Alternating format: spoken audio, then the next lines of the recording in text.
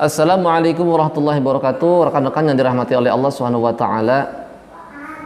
Ada yang bertanya kepada saya, apakah belajar ruqyah itu mudah atau sulit? Ditambah ada kekhawatiran-kekhawatiran yang bertanya, yang disampaikan kepada saya, kayaknya kalau kita meruqyah harus hati-hati. Kenapa? Karena takut nanti jinnya masuk ke dalam tubuh kita, si peruqyah. Nah, saya jawab, belajar ruqyah itu sangat mudah. Kemudian kekhawatiran tadi itu tidak ada dasarnya dan tidak ada faktanya. Oleh karenanya belajar ruqyah itu sangat mudah. Belajar ruqyah itu bukan seperti kita belajar bahasa Arab, harus menghafal kaidah, memahami kaidah, belajar fikih, harus memahami kaidah dan fakta-fakta di lapangan. Tidak seperti itu. Belajar ruqyah cukup kita memahami akidah kita, kemudian kita memelihara keimanan kita, dan sedikit pengetahuan tentang fikih, masalah berkaitan dengan ruqyah. Insyaallah itu sangat mudah kita untuk belajar ruqyatus syar'iyyah. Bila diizinkan, saya akan bercerita tentang pengalaman saya pada saat saya pertama kali belajar ruqyah, sampai saya meruqyah, sampai saya melatih orang untuk menjadi peruqyah. Jadi gini ikhwan, jadi pengalaman saya dulu pertama kali belajar itu di tahun 2010, yaitu pada waktu saya mondok di kota Bogor untuk belajar tahfidzul Quran. Nah, guru saya ini namanya Ustaz Didi LC. Beliau itu seorang guru yang memang cukup unik dan kemudian peduli kepada santrinya. Jadi ingin santrinya itu supaya mempunyai skill tambahan selain hafal Quran. Maka beliau itu suka menghadirkan berbagai macam praktisi-praktisi, mulai dari kedokteran, tabib, kemudian para pengusaha, untuk mentraining para santrinya. Nah, salah satu pelatihan yang beliau adakan itu yaitu tentang bekam dan ruqyah. Beliau menghadirkan salah satu sahabat dekatnya, yaitu Ustadz Fuad. Beliau itu seorang praktis ruqyah yang cukup mahir dan banyak pasiennya, bahkan beliau sampai tembus ke negeri Malaysia untuk meruqyah. Saya belajar dengan beliau 2 hari. Saya belajar 1 hari full, saya belajar tentang teori ruqyah. Beliau memaparkan dalam bentuk proyektor ya, infokus, mulai dari mindset ruqyah, kemudian dididik supaya kita ini berani, kemudian tidak putus asa ketika meruqyah dan sebagainya. Nah, kemudian di hari kedua pun kita diajarkan untuk meruqyah praktek langsung. Kita gantian meruqyah. Nah, pada waktu itu, singkat cerita, ketika saya praktek untuk meruqyah, saya praktek meruqyah bersama teman gantian. Kebetulan teman itu mempunyai memang gangguan, sehingga ketika saya ruqyah itu teman ini jatuh, kemudian tergeletak di lantai. Saya pun bingung, ini kok kenapa? Saya baca Quran niat untuk meruqyah dan yakin kepada Allah, cuma itu saja kok bisa tergeletak, bisa jatuh. Di situ saya mulai memahami dan meyakini ternyata Al-Quran merupakan asy-syifa. Nah, setelah itu saya meruqyah lagi 2 orang teman saya. Kemudian ketika saya ruqyah, mereka ada yang pusing, kemudian ada yang sampai tidak sadarkan diri. Dan saya semakin yakin ketika saya menyaksikan hal itu, ternyata Al-Quran itu ternyata bisa menjadi syifa. Karena kita langsung menyaksikan bagaimana reaksi ketika Al-Quran itu dibacakan. Alhamdulillah, itu di tahun 2010. Nah, kemudian saya keluar untuk melanjutkan pondok di 2011. Kemudian di 2012 saya pindah ke pesantren yang lain untuk pengalaman mengajar ya. Saya mengajar di pesantren di kota Kerawang pada waktu itu di tahun 2012. Nah, di situ mulai terasah juga. Walaupun di situ kita masih pemula, saya masih pemula waktu itu. Nah, kebetulan tetangga pesantren ini ada yang mempunyai gangguan, terkena gangguan sihir. Sampai-sampai pengakuan beliau itu kakinya itu sampai keluar tali. Kemudian sampai keluar binatang kepala cumi-cumi mirip seperti itu. Itu pengakuan beliau. Saya sempat takut, kaget juga. Agak sedikit takut, maklum karena pemula ya, belum pernah menangani pasien semacam itu.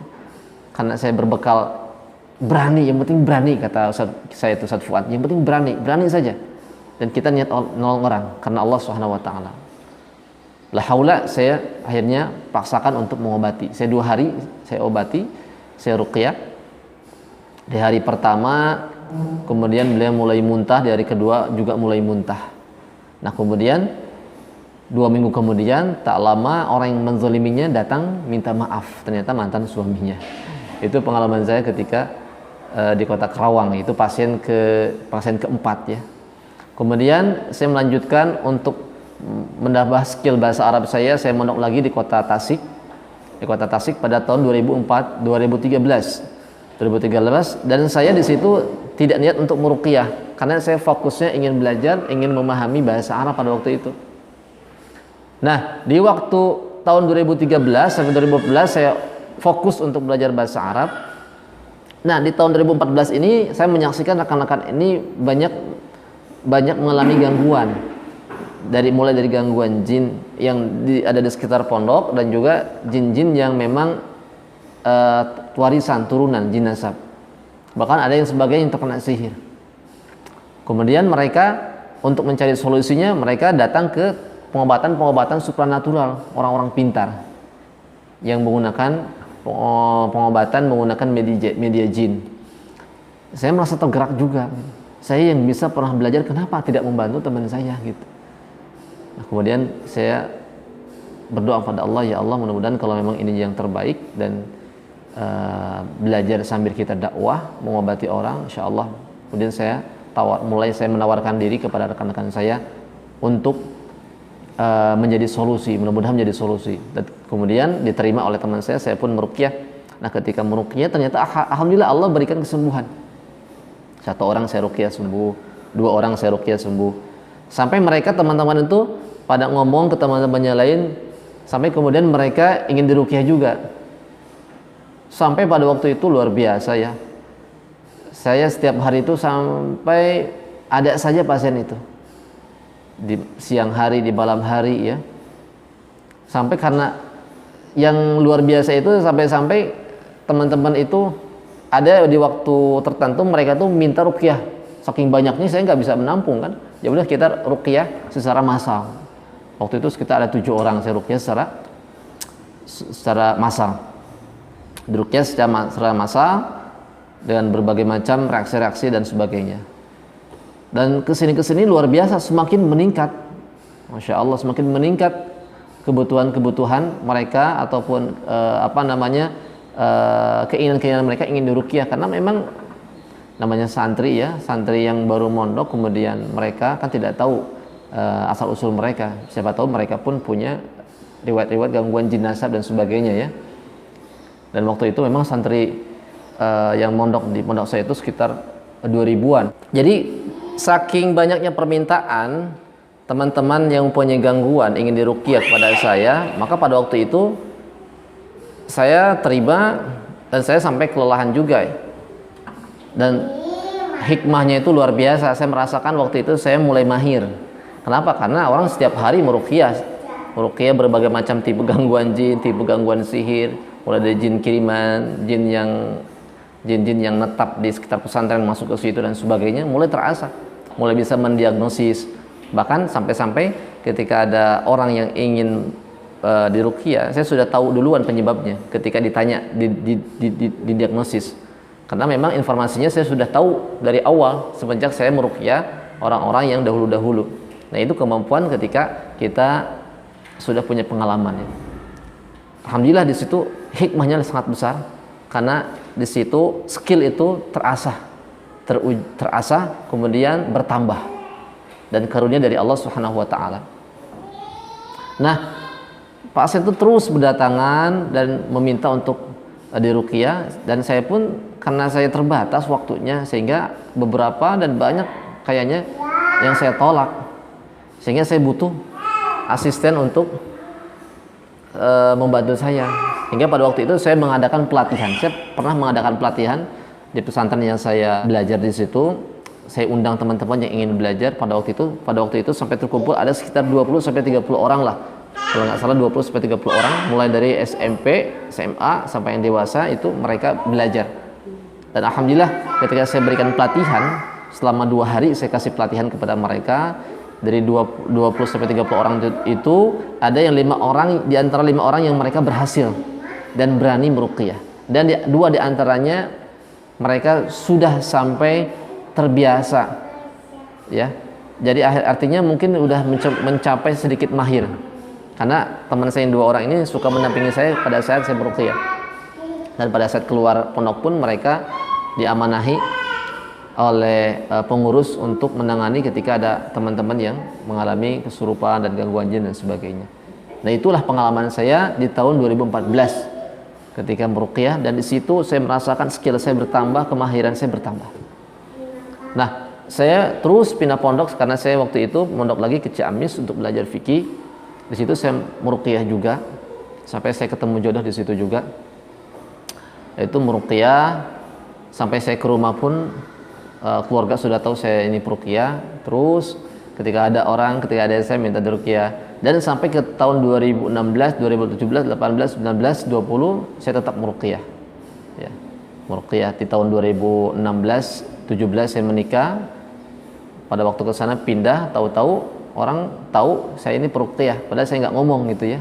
Wallahu alam, ini Allah yang memberitahukan, sehingga dari situ orang-orang mulai tahu juga di tahun 2017 setelah menikah. Dan di tahun 2020 ada orang yang mengajak gabung untuk memelihara kliniknya. Saya ditawari jabatan menjadi kepala cabang untuk memegang salah satu wilayah Kota Bekasi di situ, memegang klinik. Saya pernah bekerja di sebuah klinik pusat bekam ruqyah. Waktu itu saya menjadi kepala cabang. Di bawah saya ada sekitar 13 orang, mereka praktisi bekam dan ruqyah. Alhamdulillah di situ mulai teruji juga, terasah juga kemampuannya. Ketika di Bekasi itu kebanyakan pasien-pasien itu berdatangan atau yang mereka berobat itu dari berbagai macam kota ya. Kemudian kebanyakan mereka mempunyai keluhan-keluhan masalah psikis kalau di kota-kota itu. Nah, itu alhamdulillah. Dan sampai saat ini saya pun masih menggeluti dan berjibaku, dan bahkan mulai tergerak dan mulai menserusi, mudah-mudahan istiqomah karena melihat daripada perkembangan pengobatan-pengobatan yang non syar'i semakin banyak. Oleh karena itu saya perlu sampaikan kepada rekan-rekan, belajar ruqyah itu sangat mudah. Ketika kita ingin belajar dan semangat untuk belajar, yang penting kita ada kemauan dan keberanian dan semangat untuk belajar. Karena kalau untuk ilmu itu tidak usah banyak-banyak, yang penting kita faham tentang akidah kita faham beberapa masalah fikih dan ilmu ruqyah, selesai. Ya, jadi belajar ruqyah itu tidak perlu kita harus menghafalkan berbagai macam banyak ilmu.